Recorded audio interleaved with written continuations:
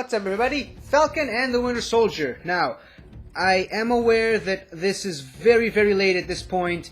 Most of you have already seen the episode days ago, and as a matter of fact, the next episode, which I believe is the final episode, is coming out in like 2 days from now. But you have to understand me. I got a new job, and it's very time-consuming, and I couldn't watch the episode on the same day that everyone else did. I watched it a couple of days after it, and I still couldn't even review it after I watched it because, again, work got in the way, which I'm just gonna have to readjust myself into this new work schedule. But anyways, that little bit of PSA aside, I really like this episode, and you probably have already seen my live reaction to it by now, which, I said up top, I've heard from a lot of people that this was their favorite episode of the season so far. I wouldn't necessarily go that far. I think I need to wait until the finale, and then maybe just review the entire series as a whole. Not on my channel, obviously, just review it as sort of introspective after watching the full story as it unfolded to accurately make the distinction of which episode is my favorite. Like with The Mandalorian Season 2, I could easily tell which was my favorite episode as soon as I saw it. But this series, because the episodes are for the most part more similar to each other as opposed to something like The Mandalorian or WandaVision that were very specifically episodic, it's really hard to find an episode out of this whole series that I enjoy more than most. But yeah, again, that's just my opinions.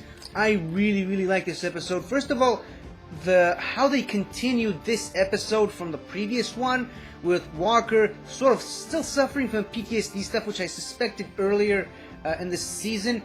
We get to see some more of that, and we get this kind of idea that Walker, despite what you might want to believe about him, he's not entirely a bad person. Like, you can clearly tell he's trying to do the right thing, except he's always doing the wrong things in order to do the right thing. It's a little bit of a tricky tightrope you have to walk on, especially when you have his position as the new Captain America, and it's very hard. It's a very fine line you have to very carefully tread, and clearly he's done a very poor job at it. Obviously, killing one of the flag smashers in the previous episode out of rage over the death of his friend Namar. Now, obviously, I'm not the biggest fan of the flag smashers. I despise the character of Carly Morgenthau, which I will get to in a minute, but I still do not justify what Walker did. And clearly I said this last episode, this is very clearly the super soldier serum that he took, kind of illegally, by the way, but this is clearly the serum affecting his mind and his psyche. I quoted Dr. Erskine from the first Captain America movie in my previous episode review. Erskine clearly says that the serum amplifies everything inside a person's body. So good becomes great, bad becomes worse, and we clearly see that take full effect in John Walker, and that's why the serum was just so useful on Steve Rogers, because Steve Rogers, even before he became Captain America, even before he got the powers, even before he got the serum, he was a good man, and that's exactly what Erskine strived for. That's why he chose him, and that's why the serum, the idea of Captain America works best in the 40s, not so much in the modern day, where the lines between good and evil are a little bit more blurry, especially when it comes to the military. Because the military was like, this guy won a bunch of medals and he's a good soldier, yeah, let's make him Captain America, that'll work.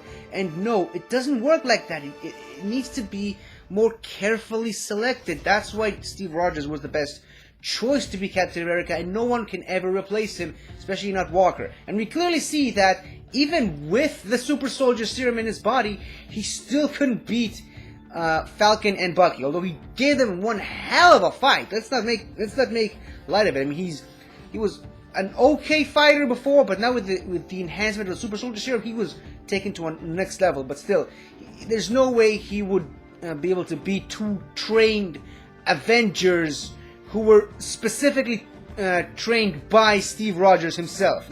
There's no way he was going to win that fight. and he almost damn near lost an arm in that battle.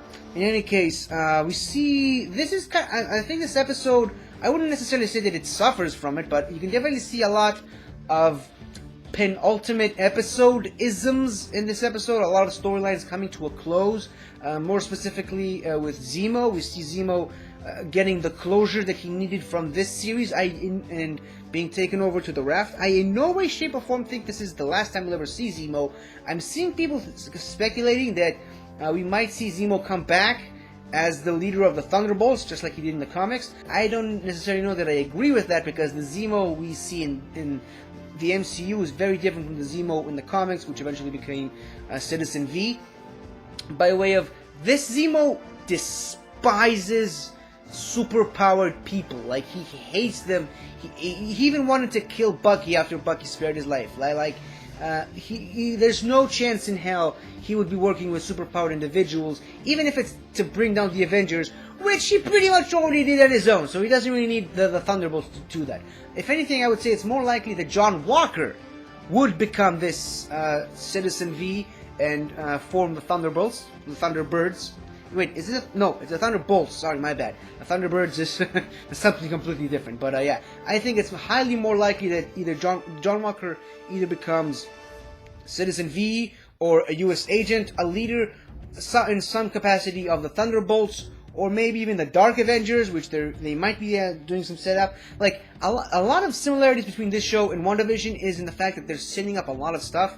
Like, a lot of people speculated that WandaVision was setting up the House of M storyline. Now a lot of people are speculating this Falcon and the Winter Soldier series is setting up the Dark Avengers. It could go in a bunch of different ways. I don't want to make too many predictions at this point just yet. But yeah, speaking of John Walker, this episode was very John Walker heavy, but I promise this is the last time we're going to talk about him, at least until we talk about the post-credit scene, which we will talk about in just a minute. But yeah, we see that he was greeted. Well, first of all, he's got this hearing where he absolutely loses it, and he shows the effects of the Super Soldier Serum. He shows the whole world why he should never have been Captain America to begin with. And yeah, and coming from a military background myself, I get his frustration. I understand the anger and the disappointment that you serve the military to the best of your abilities. You do what you're being told. You're following orders, and you execute them with flying colors. And the second you made a mistake, now granted, it was a huge mistake on a much different scale than anything I ever did in my military service, but he made a huge mistake. He killed a foreigner on non-American soil in front of thousands of people with phone cameras. Yeah, that's inexcusable, even if you are Captain America, even if Steve would have done it. Now, obviously Steve wouldn't have done it, but still. Now, and you make one mistake, and the military is never going to let you forget that. And I understand where he's coming from. I get the frustration. Still shouldn't have done it. Like, I don't care what his justification were. He shouldn't have done that. And this was clearly, he was acting out of pure rage. And again, just like I said, the Super Soldier Serum, which not only cost him his title as Captain America, it kind of really put him in a bad place with the American government, which again goes into the whole idea that a lot of people are speculating that he's going to become a rogue Captain America, the U.S. agent, eventually down the road, maybe even the next episode. And then, like I was going to mention, we see that he was greeted by none other than Julie Louis-Dreyfus of Seinfeld fame. Like, who would have ever seen that coming? Like, Elaine from Seinfeld is in the MCU now. And I can't remember the exact name of the character that she played because it's a very, very long name. I think her name was started with Conchesta Allegra something. I don't know. I'll put it up on the screen for you guys to see. But yeah, apparently she's a Russian spy in the comics, maybe with some ties to Hydra. And yeah, I've heard one source claim that in the comics she was also Madam Hydra, and obviously, again, you can clearly tell I didn't go that deep into the comics. Like for the most part, the Shield stuff in the comics, that was the stuff I stayed away from. The most I know about Shield comes from the TV show Agents of Shield, which occasionally pulled things from the comics, but for the most part, I didn't really read a lot of Shield specific comics. But yeah, apparently she in the comics at some point or another she was Madam Hydra, which only furthers the storyline with Hydra and goes to show us that Hydra truly never really dies. Like, cut off one head, two more shall take its place. Like, we thought we were done with Hydra in the first Captain America movie in 2011, and that was the 40s. And then they came back in Captain America The Winter Soldier. They came back in a bigger way in Agents of S.H.I.E.L.D. Then we thought we got rid of all of Hydra by the time Age of Ultron showed up. Then Hydra showed up again in Agents of S.H.I.E.L.D. Season 4, I believe. And now they're making another appearance, and it's just a never-ending story of Hydra. And to be honest, I kind of like it, because it goes into Hydra's whole philosophy of just, you put us down, we come back stronger. You put us down again, we'll come back even stronger. And it goes back, like I said, cut off one head, two more shall take its place. Now, obviously, I don't know if she's actually going to be Madam Hydra. I do know, however, from sources that I've contacted with, that she was originally scheduled to be in the Black Widow movie, and that this specific scene in the Falcon and the Winter Soldier, that is a reshoot. Like, for those of you who don't know, the Black Widow movie should have come out around this time last year, around April-ish, before everything got shut down. And the Falcon and the Winter Soldier, I believe, was still filming in Prague, which is where they filmed most of the events from the previous episode. But yeah, they had to stop shooting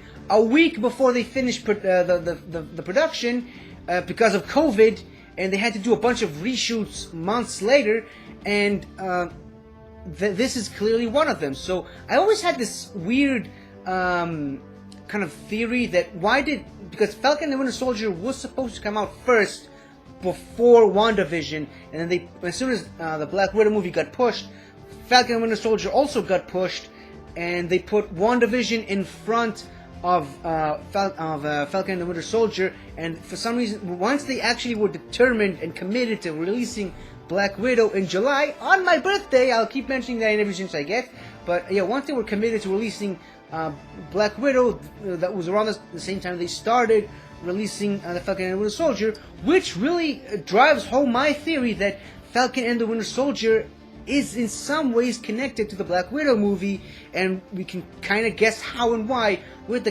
Julie Louis-Dreyfus's character in this show, just in the same way that WandaVision will directly tie in to the next Doctor Strange movie, Doctor Strange in the Multiverse of Madness. So yeah, it's still all connected, which again, it furthers my point that this is well and truly the first official connectivity between the MCU shows and the MCU movies. Because back in the day when we had, like I said, Agents of S.H.I.E.L.D., Agent Carter, the Netflix universe with the Daredevil and Jessica Jones, they were referencing stuff from the same universe as the MCU, but they were never actually connected to the MCU.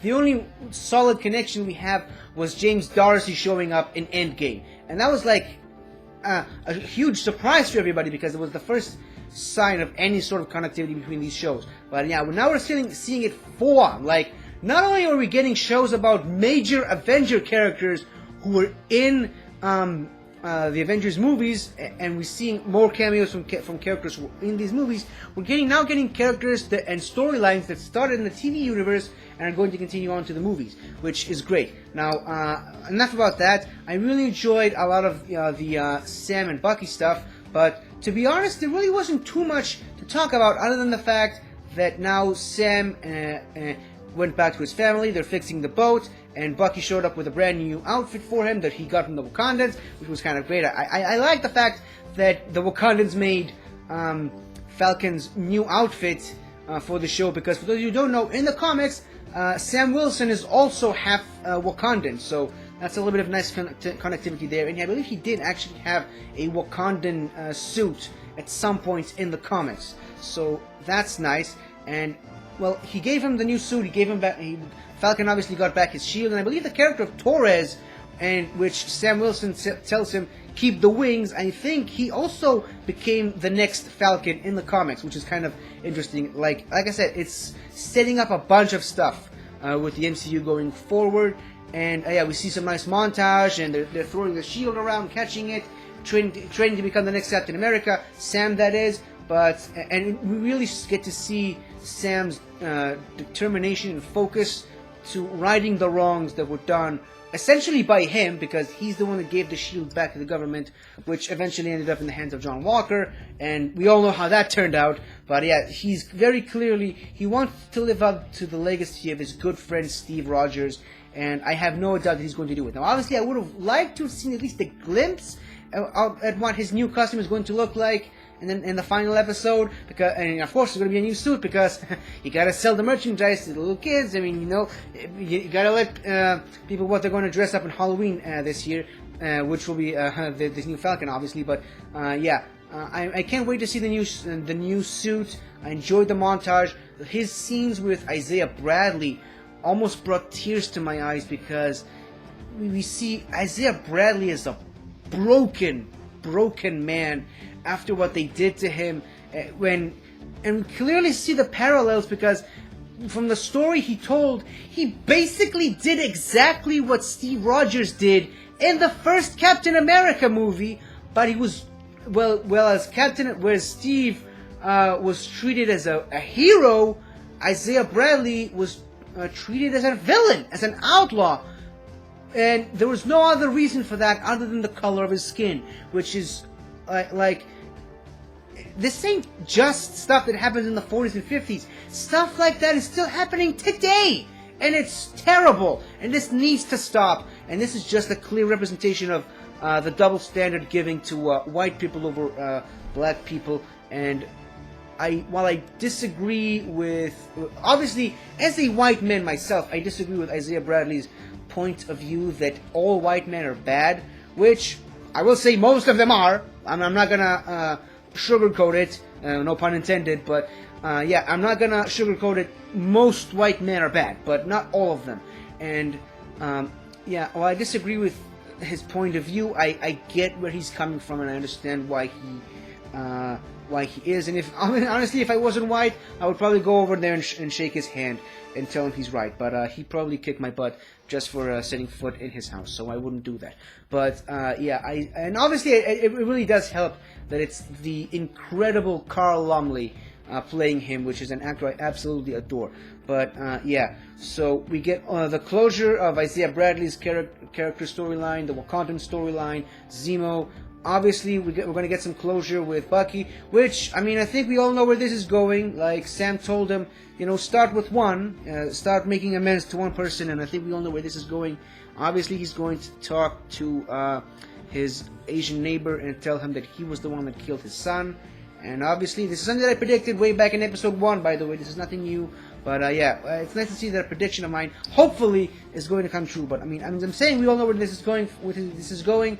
Again, I have no way of confirming that all of this will all completely blow up on my face in the next episode. But yeah, we see a lot of closure from Bucky and Sam. We're heading into a final confrontation between the new John Walker with the new shield, which he molded by himself with the medals of honor that he got. Between him, clearly Sam, possibly Bucky, and obviously Carly Morgenthau and her new friend George Betrock, which apparently might be working for Sharon Carter. Like, a lot of people are speculating that Sharon Carter is the power broker, or she's working for the power broker. I don't know. I mean, I sort of predicted it a bit, but I didn't want to say with absolute certainty yet, so maybe she is, maybe she isn't. I would understand why she would be the power broker if that is the case, why she turned bad, because this whole show, in a sense, is a reflection of how certain people deal with getting essentially screwed over by the government. Like, at first I mentioned Isaiah Bradley, obviously. Zemo, obviously, was screwed over by the government. Carly and John Walker, Bucky, obviously, Sam, definitely, and Sharon Carter is no exception, and everyone deals with it in a different way, as we've seen. So I wouldn't I wouldn't say that it's bad if Sharon Carter turns out to be like another major villain in the MCU. And as a matter of fact, it would make a lot of sense to me. Which kind of sucks because her aunt was literally Captain America's girlfriend. So yeah, it would be a bit of a stain on the family lineage. But like I said, modern times. This ain't the 40s anymore. This is modern times, and this stuff sort of happens. And yeah, so Batroc is now seemingly working for Sharon Carter, and now he's working with Carly to get to Sam. And yeah, like I said, it all goes into a major confrontation with these people, and I really hope they put a stop to Carly, because I really don't like her character. And that's nothing against the actress playing her, Erin something. I apologize, I can't remember her name. Like, I don't have a problem with the character, with the actress. I just really despise the character that she's playing. Other than the fact that it's basically the exact same character she played in Solo, which I also, I wasn't a big fan of. But I think I said this in the previous review. I am really not a big fan of this idea of let's make a change. How do we make a change? Let's kill some people, and then the government is going to listen to us. Like, I'm sorry, but I live in a country where terrorism is a very real thing, a very serious threat, and we do live in a society here, no pun intended, obviously, where we do live in a world, in a society over here in this side of the world, where people do believe that acts of terrorism is the only thing that will make people listen to them, and that's going to convince the government to take change and take action. And I clearly do not support that. As a man who's served in the military, as I mentioned, I fought in wars. I mean, and it's not how you make change. No one heals themselves by wounding another, and I'm sorry to say that, but that's a whole conversation. We'll have to see how the storyline with Carly is going to turn out in the end. That's a really long recap, but I mean, these episodes are getting longer and more condensed, and there are a lot of details to go over in these episodes, and it's not like something that I can really finish over in less than 10 minutes, or maybe even less than 15 minutes. And this is definitely a thinker. So I apologize for the long review, and I apologize for the long wait. Again, real life stuff is happening, so I can't really, it's out of my control at this point. So I apologize for that, and yeah.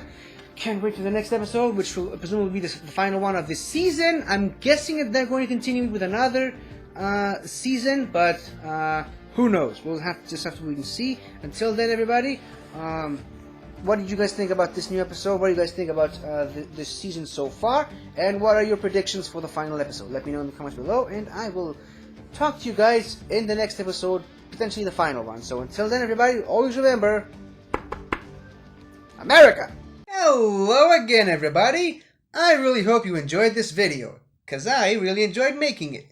So, if you like what you've seen here, please remember to like, share, comment, and subscribe for more awesome content like this. So, until next time, guys, I'll see you guys next time.